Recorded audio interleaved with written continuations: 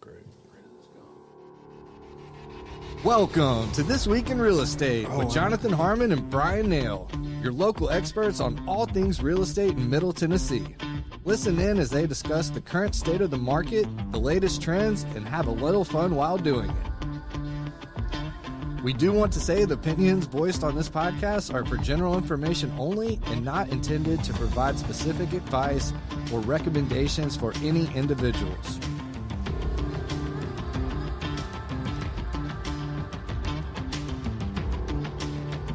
All right, y'all. Welcome back to This Week in Real Estate. Got another show for y'all, and I blinked on the. I failed at preparing, putting the this and that. We're probably all a little bit out of rhythm. Yeah. We've had a few weeks off and a week where we just kind of didn't really prep. I jumped the gun We'll give you without the this and that. We'll give you a pass this week. Okay. But we're back in the saddle. Back in the saddle. So you're gonna. We're putting the pass in passive aggressive. There you go. Nailed it. Giving Trent a pass in the passive aggressive. I love it. All right. Are we rolling? Yep. Trent's moving around the studio, so that's not always a good sign. So, hey, Bryan. Jonathan. You've been at the beach. Been at the beach. I haven't been anywhere. I've been working a lot. I was working at the beach, man. Yeah, that's terrible. I hate to hear that. Yeah, I mean, it's a pretty good view for the office. Let's just say that. Yeah, no doubt. Got a few pictures for the vacation club at CGB, which is pretty cool. Yep. If you guys aren't familiar with that, we're encouraging you to take some CGB on the road or in the air, whatever. And you can fly with beer in your checked bags. you can fly with beer in your checked bags. Ask Bryan how. And anyway, take it with you. Take some pictures. Tag CGB. Cedar Glade, and you can win some free stuff. So come on, man, do it. Make Bryan print out some more pictures. That board's a little boring right now. Are you behind? I just put in an order to pick up 4 pictures today, so there's gonna be 4 pictures that go up on the board this afternoon. All right, so get her done. We're gonna have a good time seeing where everybody went. So far as I know, the longest one has been Iceland. So yes, you can absolutely fly with beer even to other countries. Check the immigration, check the customs laws for where you're traveling if you're going international. But yeah, you can absolutely flying with beer domestically is easy. You just wrap it up real careful, wrap some shirts around it. Take a can and if that can doesn't get punctured, it ain't gonna pop open. So it's easy to travel with canned beer. There you go. All right, let's go, people. Do this, man. One of the hardest things about this industry is being able to look. This industry being real estate is being able to look at it objectively within the industry and not just talk about anecdote, right? So, and what I mean by that, I've been busy. I've been really busy, but I don't think that that's necessarily a sign that the market is significantly busier. Right. I think that I run the risk of saying, "Oh yeah, the market's great," just because you're busy. It just so happens that in the last several weeks, I've gotten busy. Yeah. Well, part of the reason I've gotten busy is that I was not busy for several months. Well, and that's a great point. I think, or maybe I'll jump in with a point real quick. Like, I'm same, right? This is going to be a good month for me. But that's anecdotal for me. And if I think that it's going to continue, I better take some of the income, right, and just stash it because I don't know what the fall is going to be like. I don't know. Right. I don't know what August is going to be like. That's right. But the market itself is still pretty flat. I mean, we've looked at some numbers. There's certain sectors within our market that are doing okay, and stuff is moving. Nothing is just gangbusters right now. Like there's no sector of our market where we're just crazy busy. Individual agents, individual properties, things like that, might paint a different story for that property or that agent or what have you. But as an industry, it's just quiet, man. It's crickets right now. Especially if you compare it to, if you have a 5-year look back, that still pulls in some of that 2000 or 2020 numbers right there. And it's nothing, it's no comparison, right? And if you do a 10-year look back, the older 5 years of that 10-year look back are crazy compared to, I mean, you know, you're here and then we're here, right? So we're seeing some seasonality. We're seeing some people moving. We're seeing some people that have been on the fence. And I think what that really attests to, in my opinion, is that the decision-making process, instead of it taking 3 days, it's taking 3 months. Because a lot of the business that I have right now is stuff that started, right, you know, 2, 3, 4 months ago. So that cycle, that start to finish prone, which, I mean, honestly, man, thing for a home buyer to be able to go out and look at a bunch of houses and decide where they want to live, or a home seller to take their time getting the house ready, and a home seller to the overall move, and you know, is it really what I want to do? It's just not a bad thing. We said this when we started this podcast however many years ago, or some version of this podcast, right? Is that what we had was just not sustainable. The rates were not sustainable. The activity level was not sustainable. Nothing about that was sustainable. And here we are, right? Not sustaining that. So look, is the market in a retraction? Yeah, probably just a little tiny bit. At worst or at best, it's probably flat with a few sectors that have some high points in it. But overall, it's pretty flat, you know, with a little bit of a retraction slant to it. But that's not a bad thing, y'all. It's really not. Now, if you bought last year and you need to sell this year, sorry. I mean, that sucks. That's a tough situation. Even if you bought 2 years ago and you need to sell this year, it's gonna be tough. Well, we used to live in a world where a professional realtor would say to a potential home buyer, "Hey, if you don't think you're going to live here for 4 years, then you probably should rent." And then it became just buy. It doesn't matter how long you're going to live there. You'll make money, and that's not always great advice. And as the market shifted in 2022, it became much more important to really think about it before you bought a house. How stable am I with this location? And how stable am I with my family's capacity to live in this house that we're buying right now?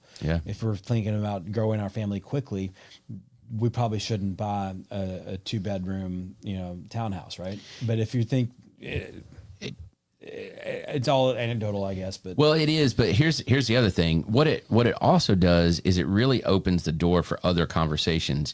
And look, I've got 2 folks under contract right now, and I'm so stinking proud of them because they bought something a few years ago. Forgive me, I'm sorry, I don't know exactly how long ago it was. It's 2 sisters. Okay. And both of them are buying another house, but guess what? They're not selling their house. So they both, as families, married couples, each of them, had a goal to have rental property. And so this market gives us an opportunity to open up other conversations. And it really does open those doors for people, sometimes by force, right? Hey, we really need more space, but we really don't want to sell our house. We really can't afford to sell it. We've got a 2.5% interest rate.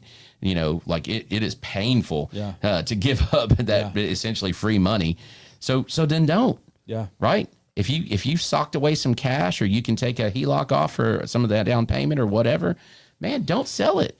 And there's not a lot of agents that will tell you that, but I'm going to tell you, not only don't sell it, but I'm proud of you for not selling it. Please don't sell it. That's great for them, man. And I think I've seen that with the clients that I've had.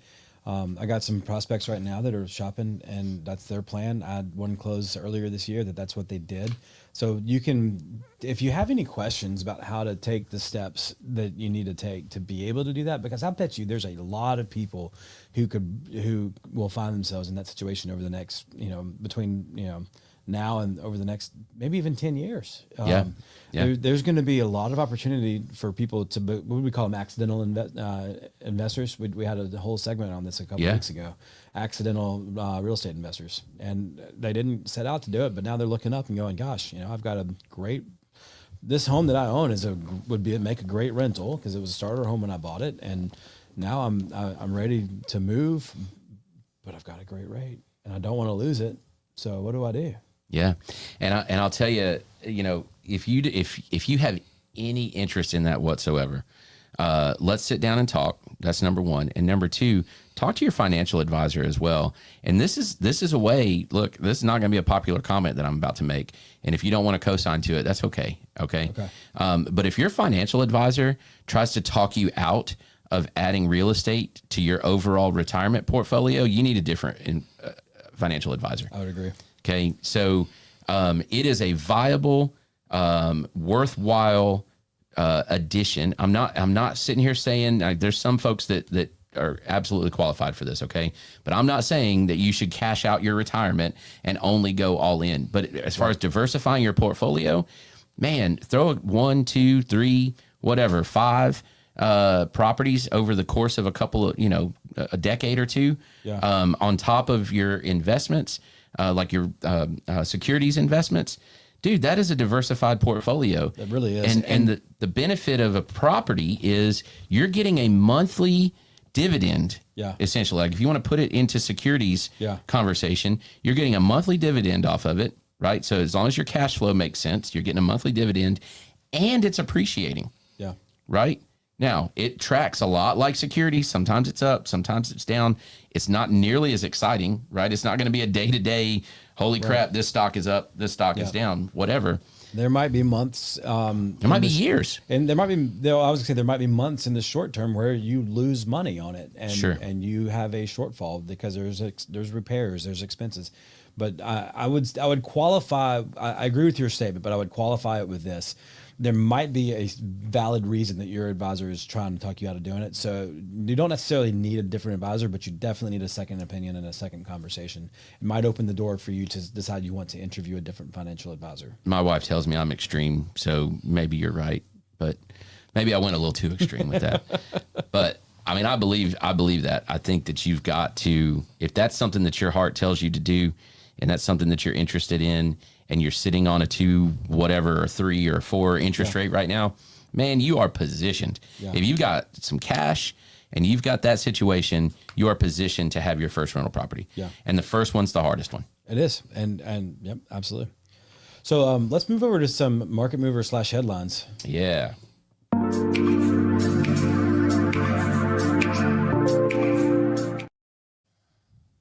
Back to you. Let's talk absorption rates for a minute.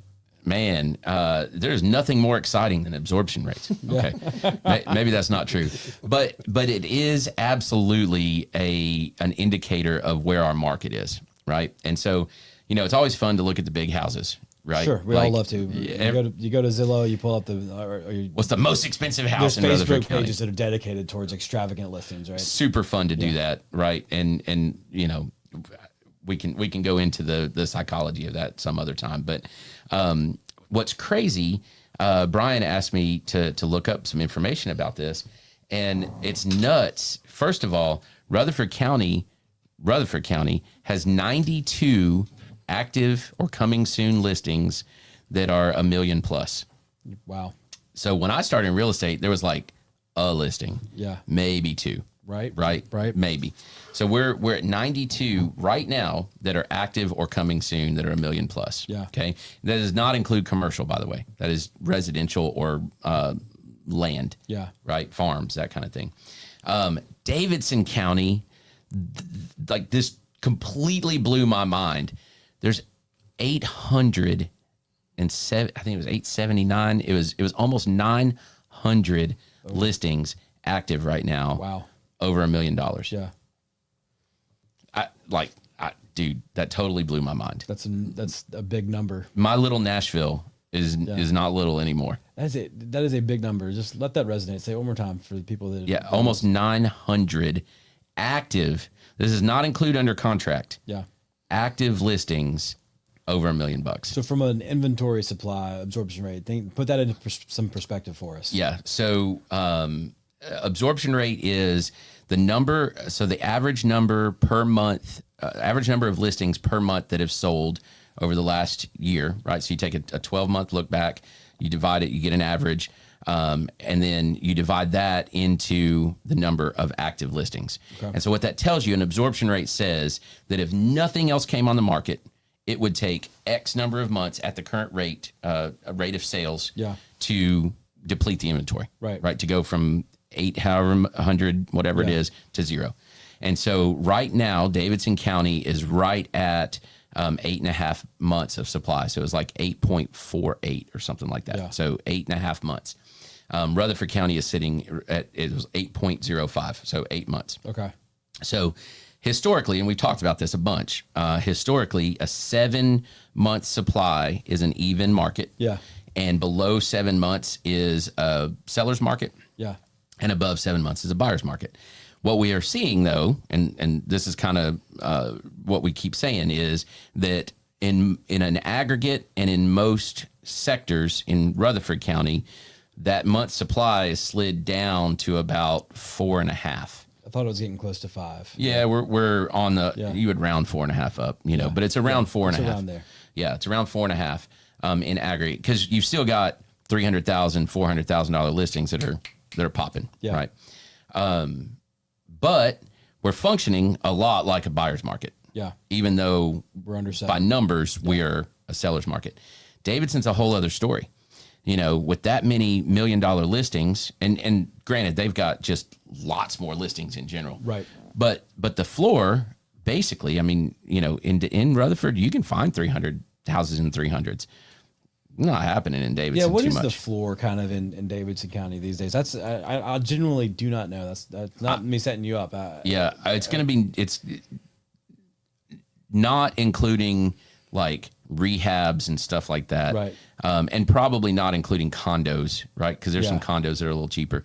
But I mean, even downtown condos, good gracious, you're $600-700 a square foot. They're It's not nuts. cheap at all. Yeah. Yeah. The floor is really going to probably start in the mid 4s, right? And in Rutherford, you can still find 3-bedroom, 2-bath, single family homes in the 3s. Yeah. Maybe not great condition, maybe not your best location, whatever, but they are here. They're out there. Yeah. So anyway, let's go with the big ones, because those are the fun ones to talk about, right? Million plus, 800 some odd active listings, 8.5 months of supply. So I thought it'd be kind of neat to put this in a perspective of like what might move that needle, right? So if rates dropped, and this is not a claim of where interest rates are today. This is disclaimers and all that stuff. This is just a fun exercise. This is just an exercise. Yeah. This isn't a quote. This isn't me saying you can get this rate. This is just like, hey. Do we have a disclaimer to play a pre-recorded? It plays at the end. It plays at the end. It's at the end. We're legal, but. I want to be very clear. These are not today's rates. But if the interest rate that you get on a $900,000 mortgage, so not a purchase price of a house at $900,000, but just the mortgage. So $1.1 million house, you put $200K down. Yeah. So if the interest rate is 7.25%, your principal and interest payment is $6,139 a month. Okay. Same loan amount, $900,000, 6.25%. So the 1% drop. Rates drop 1%. That principal and interest payment drops to $5,541. So $600 talking drop. about a $600 drop. Now 10%. Here's my thought on this. Does somebody who can afford a $5,500 a month principal and interest payment really does $600 move the needle for them that much? I mean, maybe if they're like really pushing, maybe, Yeah. but to me, it's psychological. It's more than it is a 5 practical. versus a 6. Yeah, a 6 versus a 7, a 5 versus a 6. It's a psychological thing. And if you look on the amortization, you're going to pay a heck of a lot more interest over the life of that loan at the 6. But really though, I mean, there's somebody that can swing that kind of payment. Does that $600 a month matter to them that much that it would keep them from entering that market and buying that house? No, I don't think so. I think it's mostly psychological. Yeah. And I'm gonna bring up a phrase that I know you just love, and but I want to unpack it a little bit. I know where this is going. Yeah, you should. You're a pretty smart guy. I want to unpack it a little bit, and I think it's a relevant phrase as long as it comes with all the necessary caveats. I agree. Right. I agree. And that relevant phrase is marry the house and date the rate. It's been said a lot, and I think it's coming back around a little bit. It is, and I think again, economics is psychology with money. Yeah. Right. That's all it is. It's groupthink surrounding money. Okay. So if you think that interest rates will get better, right? And I think most of us do at some point, right? The market right now supports buyers. Okay. So on that same house, you might be able to get all of your loan costs paid, all your closing costs paid. You might be able to, you get into something like that. You get into like selections and remodels and, things of taste, that kind of thing. You might be able to get some of that stuff thrown in and negotiated. You might be able, there's all kinds of things that are back in our market that people can talk about, that people will do just to get the house sold. Right. Somebody might be willing to pay for a 2-1 buy down for you. They might buy you out of another mortgage or another like a lease. If you've moved to Nashville, relocated, and you're in a 1-year lease and it's 6 months in, they might buy your lease out. It's totally possible. Negotiation thing to put out there. Absolutely. So all of that stuff is back because, like I said, we're functioning like a buyer's market where you can ask for all kinds of stuff. You can have on that size of a home, you might have a home sale contingency. You can absolutely negotiate that now. You might be able to, even if it's vacant, like they've already relocated somewhere else, you might even be able to get occupancy before closing. I don't like that. Please do. My disclaimer here is that is not a great idea, but it might be what's necessary for you, right? And that's negotiable nowadays. So if you can do that and you can swing the payment and you know that at some point in the future, right, or you feel in your bones that at some point in the future, this is a temporary hurt, but it's one that I can manage, right? Up until whenever, indefinitely, potentially forever. That's the key thing to say. You cannot go into this expecting that next year you're going to get to refi. I can hold on for a year. Yeah, if you go into that with the, yes, exactly. I've got a year's supply of cash to supplement the payment. Not a good idea. Don't do it. But history would tell you that at some point there will be a refi market. At some point rates will drop. It might be 10 years, but history would tell you at some point you get a chance to refi. It's the marry the house, date the rate, gimmicky, kind of kitschy Facebook posts that were really popular in 22 as rates were on their way up that just kind of made me pull my hair out. That's why I'm bald up top here. Oh wait, no, mine fell out a long time before that started way before that. But anyway, that was where I really kind of got a little disenfranchised with that marry the house, date the rate concept, because a lot of people bought houses under the advice or the misnomer that they could buy it now at 5% and be uncomfortable with the payment for a little while, but it would eventually be able to refi back into the 4s or even the 3s. And I don't think anybody that's sitting on a 5%. Now, I'll say this too. Those people hopefully are comfortable with their payment and probably really thankful that they went ahead and bought it in the 5s. But if they really had stretched their budget and they're completely uncomfortable now, or they did a 2-1 buy down and their rate has gone from 5 now into the 7s. That's the ones I'm worried about. Those are the tough ones because their income probably did not keep up with where their payment went to over. For sure. And they really thought that over the next 2 years they'd be able to do it into a permanent rate in the 4s, and it's just not didn't happen. I got to be honest with you. I don't know that we'll see. I don't feel completely confident that we'll see rates into the 4s again. Yeah.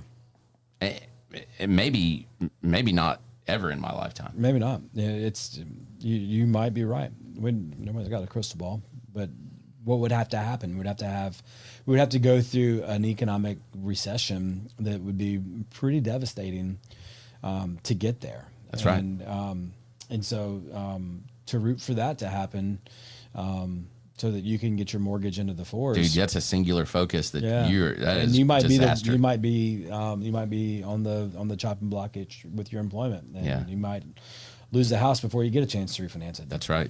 As rates are on their way down in a depression or recession. Well, and here's the thing: if rates drop, if that happens and the rates tank, but you've lost your job, you can't refinance. Yeah, you don't have income. Yeah, so it does you no good. Right. Yeah.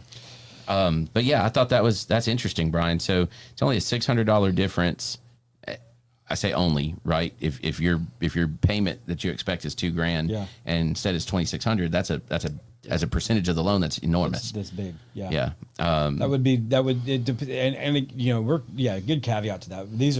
We're talking about different stratospheres here. If you're looking at stretching your budget to a $3,000 a month payment, and you find out from your lender that it's going to go to $3,400 or $3,500, That's a big deal.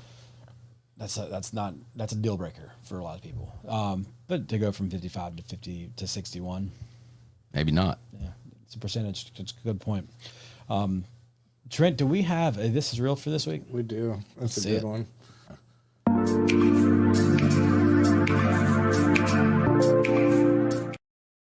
Yeah, buddy. Oh man, I love it. We're getting a lot of studios, it feels like, in this segment here. I like the vintage hood, the vintage gas range. Oh yeah. So Brian, That's a very narrow bathtub. there's vintage and there's old, right? Look, that range is not vintage, bro. Is that an old radiator? I think it is. Like It's a towel warmer. yeah. Yeah, it's all about perspective. I'm curious what's in the ceiling above the tub. It looks like one of those mirror things. It's a sconce, like a light. You think so? You think it's a bug light? There's no other light in that room. Oh, that's a good point. Good observation. I thought maybe it was one of those bowed out mirrors that you use to like see around corners or something. It could be. Yeah. Well, I mean, hey, you gotta do what you gotta do. Yeah. If you gotta wash your hands, why not wash your whole body? I guess. I think at the front of that, is that a washing machine? I think it is. Yeah, all the way in the corner. I mean, what a utilitarian room. Yeah. Where do you put the cot? Next to the bathtub. It's the only blank space there. Man, in New York, right? And this probably goes for $4,000 a month. And would you pay $4,500 if you'd pay $4,000? No, sorry. Well played. It's lovely, Trent. Thank you. That's a good one. That's a good one. Hey, I've got a pro tip. You do? Let's do it. Let me click the button.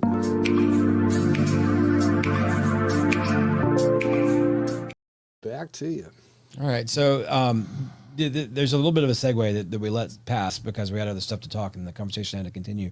But you talked about home sale contingencies, and you can get those done. If you go under contract to buy a home, my pro tip is to listen to your realtor's advice on where the house you're selling needs to be priced. What you don't want to do is you don't want to chase this market down. If home prices are coming down and days on market are going up, you want to be in front of that. You want to get the most you can get for your house. Don't list it too high, and then To see what happens. and then I'll tell you what happens. and then chase it down through price reductions, because eventually you get to a spot where you've reduced it enough, and somebody comes in with a lowball offer, and all you can hope is that at the same time that person comes in with a lowball offer, your agent's able to tell another buyer's agent, "Hey, we just got an offer. Come with your highest and best," and then you might get recoup some. That's your best case scenario. So my pro tip here is listen. You've hired a professional. It doesn't matter what you need to get for your house. It does not matter what you want to get for your house. What matters is where the market is, and you've got a professional who is listening to your house and marketing it, and you need to listen to their advice on where it should be priced, because that's one of the biggest things. There's the three biggest things to help sell a house are marketing, price, and what's the third one? Condition. Yes. So if there's things that you need to do to the home, listen to that too. But don't chase the market down. I'm gonna throw one caveat in there. Okay. There is a situation where, especially one of the issues that I'm running into right now is on pricing side of things. There's just not a lot of comps. So if your house is at all unique, right? At all unique. You've got a pool, you've got a basement, you've got, a detached 4-car garage, right. Some oddball thing about your house. And you don't have to sell to buy, right? You're not in that situation right. where time is 100% of the essence. If you are realistic about moving that price down, okay, and here's what I mean by that. You don't wait 2 months to do it. And you don't do, little teeny tiny adjustments. Like you say, if we want to test it, there is a scenario where you can do that. Right. Okay. And so, if I come in and I say, hey, your house will sell for $575. Okay. However, you have something odd about your house that we just don't have a comp for, right? If you'll let me do it for 2 weeks or a week and you don't have a house that you're buying, right? So lots of caveats here. Yeah. Okay. The scenario is right. And I feel like maybe we could possibly get some value out of this one oddball thing in your house. Yeah. Let's try it. Yeah. But we need a plan. Yeah. And at 10 days or at, 14 days and not more than that, Yeah. we're going to do an adjustment down pretty substantially. Yeah. We tried it, didn't work, and then I feel like that kind of puts people's mind at ease. I think the biggest thing is that if you've got a house that you are under contract to purchase, You got to sell it. you got to sell it. You don't have the sell it. luxury of that. And that's, and not to say that that's a bad thing. It's a bad place to be. No, it's a good thing. You're about to get a really nice home, right? You're about to get a home in this market that you chose to buy, because it's not like it was 3 years ago where we're just thankful to have a house under contract. No, you looked around, you picked this house, you wanted it, you wrote an offer on it, you got the offer accepted. Now you've got a job to do, and that job is to sell your house so that you can close on the one that you want to live in. Unless you're willing to let that go, then you need to be aggressive with selling your house. Yeah. And I'm going to throw this other thing out there, and this is the other pro tip on my side of things, and that is home sale contingencies are back, which means stealing houses with home sale contingencies is back as well. Absolutely. And that's another reason that you need to be aggressive. Yes. So if you don't know what I'm talking about, let's sit down and talk. I have stolen, I stole one 2 weeks ago. Yep. So we can steal houses that have home sale contingencies on it if you are positioned appropriately for that. When you write an offer that's contingent on the sale of your house, 99% of the time, the seller will be able to continue to market their home. And that means that every day that your house is not sold is a day that somebody else could come in with a backup offer and cause them to come to you. You got 48 hours and say, to get rid of that. 48 hours to remove your home sale contingency, or we're going to take this other offer. And you may or may not be able to. Yeah.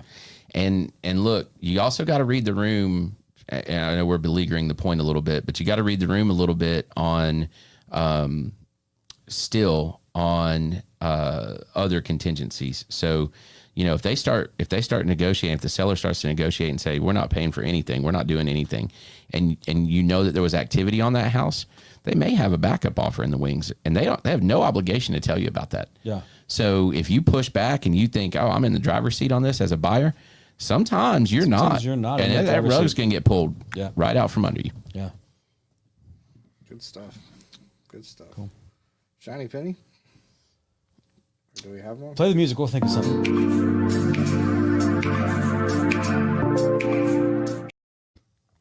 Back to you. I'm going to throw this out there, and I got to develop the thought a little bit, so give me just a second to develop it as I go. The market is back to a way, in my opinion, where we're seeing collaboration again. Okay. So, and we, realtors, despite their many flaws, and believe me, this industry is rife with plenty of flaws, and bad players sometimes, and ignorant players. And anyway, like You don't have to go on. You can digress. Man, oh man. I'm seeing a lot more, let's figure out how to make this work. Yeah. And it's because we have, if you're selling right now, you want to sell. And if you're buying right now, you want to buy. There's just not a whole lot of, we've said this before, fun moves going on, right? I'm just doing it because I want to. I want a pool. I want an outdoor kitchen. It's just not a lot of that. I'm not saying there's none, but there's not a lot of it, right? Yeah. There's going to be pretty obvious, pretty blatant motivating factors. And when that happens, as a buyer, as a buyer's agent, I'm representing their best interest, and they have this set of interests. And then we go and look at this house, and this seller has this set of interests, and very frequently they do not overlap. Well, agents are doing a better job now, because they have to, in order to get a deal done, of talking through a lot of those issues. And here in the last week and a half, I've dealt with some pretty good agents, good at figuring out a compromise, right? And, compromises are always interesting. Some people say everyone wins. Some people say no one wins. That's a half full, half empty kind of thing, right? Yeah. But it's necessary. And, in a political climate, in a social climate where compromise is frowned upon, it's weak. Compromise is a death knell. Yeah, it's just weakness. How would you? I can't believe you wouldn't just stand up for what's right. Yeah. Well, it doesn't get deals done. No, it doesn't. So, to me, that's a shiny penny. Yeah. Like that the art of negotiation, the art of compromise, the art of figuring out the win-win-win. Yeah. It's I'm not gonna say it's back. It's coming back. Yeah, I love that. I like a collaborative market. Yeah.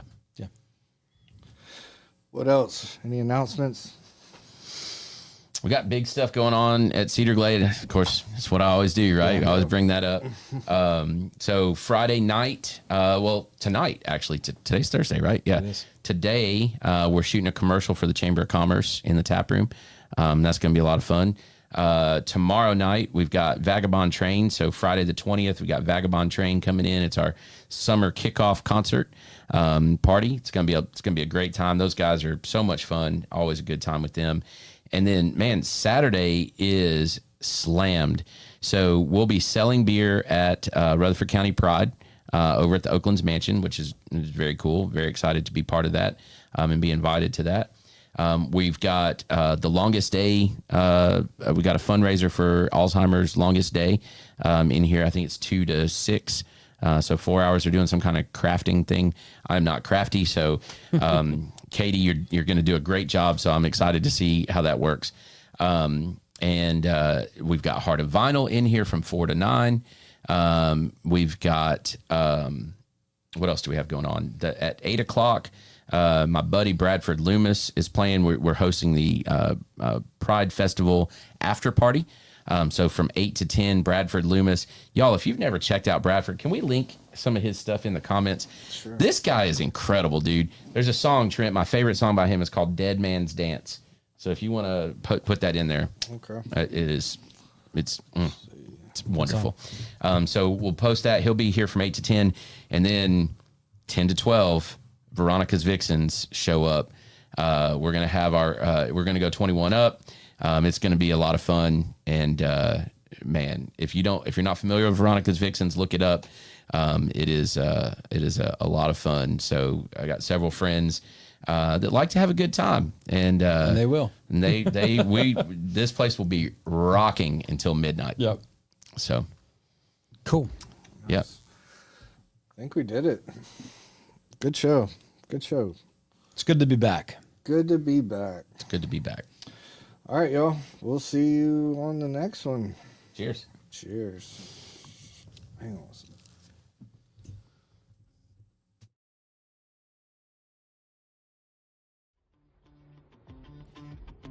Thank you for listening to another episode of This Week in Real Estate with Jonathan Harmon and Bryan Nale, your go-to resource for all things real estate in Middle Tennessee.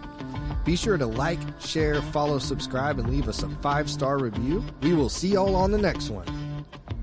Now for the nitty-gritty. Primis Mortgage Company is a subsidiary of Primis Bank, a member FDIC. Primis Mortgage NMLS number 1894879, BK number 1042893, ML number 1894879. As always, all loans are subject to credit approval and product guidelines. Equal housing lender.